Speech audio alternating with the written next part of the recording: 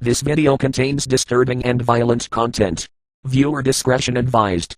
Condemned was developed by Monolith in 2005 on the Xbox 360 and PC. The game itself is a first-person shooter action horror game centered around the main protagonist, Agent Ethan Thomas, who finds himself on the run from the law, as he's been framed for a crime he didn't commit. As a player, you have to navigate the city's underworld of scum and find out the truth and discover some truly disturbing environments while fighting off hordes of insane citizens and crazed denizens. So here's the top 5 reasons why I enjoyed Condemned Criminal Origins.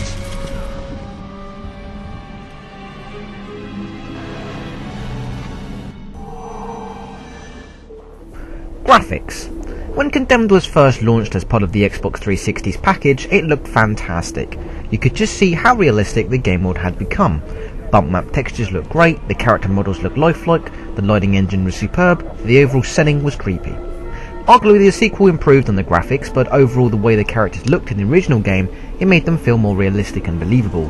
The sequel made them look a little bit too cartoony, considering every character's appearance in the second game was altered.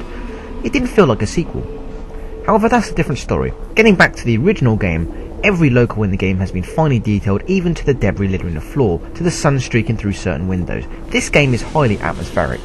The clever use of the flashlight lighting the dark areas of the game plays tricks on your mind, and you start believing something is there when really there isn't anything at all.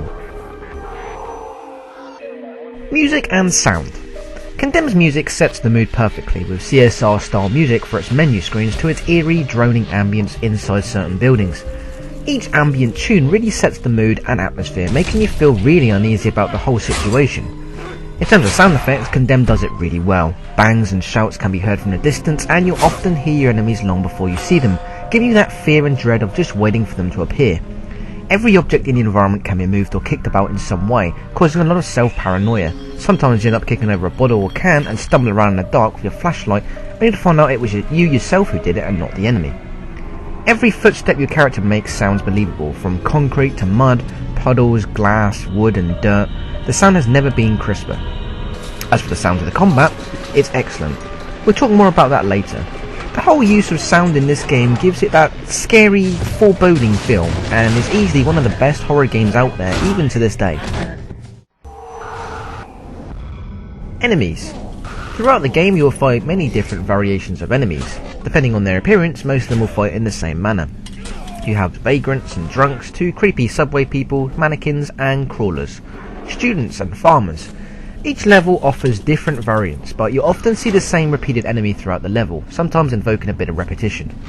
What you find most impressive of all with the enemies is their AI behaviour. Much like Fears, the enemies in this game will often work together to surprise you from the dark or hide out of reach and taunt you. They will often engage in battles with one another, or sometimes feel that their weapon is not as effective as it should be and will attempt to scurry around for a more powerful one. Locations. Condemned features a multitude of different locations. While the game is set in a rundown city full of scum and villainy, the clever use of dark shadows and lights creates some truly atmospheric environments. At the start of the game you visit a derelict office block which is littered with demolition equipment and hard hats. The use of lighting which streams through the windows here is impressive. Some other important features include an abandoned department store with a worn out Christmas feel to a run-down secondary school complete with a gym and swimming pool. One of the most immersive levels in the game takes place in a 4-bedroom farmhouse, and the way the house is eerie and desolate really puts you on edge. Since the past couple of levels is littered with enemies, this level is barren, so you begin to feel as if you'll probably get attacked at any moment. The sheer detail in each of these levels is very impressive and almost gives it a photorealistic feel to the game. Weapons and combat. Well, it's pretty basic for its time. It was simply block, hit, etc. It's the sheer ferociousness of each blow you do to your enemy. It's almost like a palate cleanser. Every weapon feels and sounds like it's doing damage to your enemy. Teeth get knocked out, blood sprays everywhere, debris and particle effects are shown. This game really delivers in a melee combat, and quite possibly the best melee combat system ever, even surpassing Condemned 2, where weapons would break after a certain while. Condemned gives players a giant selection of weapons to use, the most common being melee weapons. So you get wooden 2x4s, pipes, crowbars, electric conduits, but then you get entry tools like fire axes and sledgehammers, used for accessing further into the level.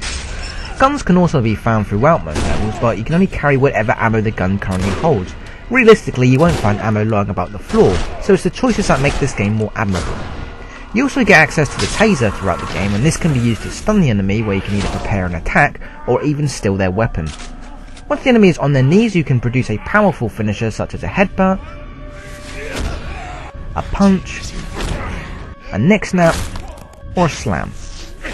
Condemned is definitely one of those games that I always come back to, even though I've beaten it countless times. It acts as a therapist.